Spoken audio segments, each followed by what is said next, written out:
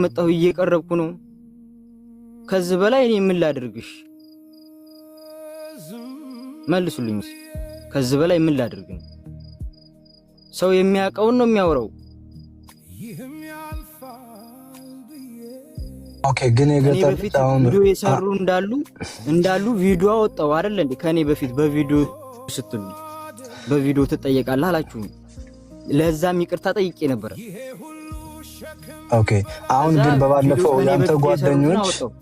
ያንተ ጓደኞች ገብተው መልስ ሲሰጡ ሲለያይ ካንተ ጋር ምን ታዘብክ አንተ የኔ ማለት ነው የኔ ከኔ ጋር አብረው የመጡት ይሄ አሁን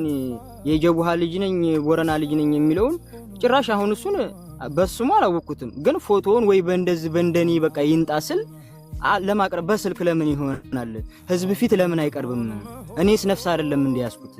እንዴ የሱ ልጅ ነፍሱ የሆነ ነገር ይደረጋል ይታገታል አላችሁ አይደል እንዴ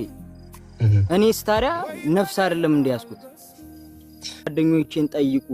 አልኩኝ እኔ ምን ላርግሽ ከዚህ በላይ ልስራበት እንዴ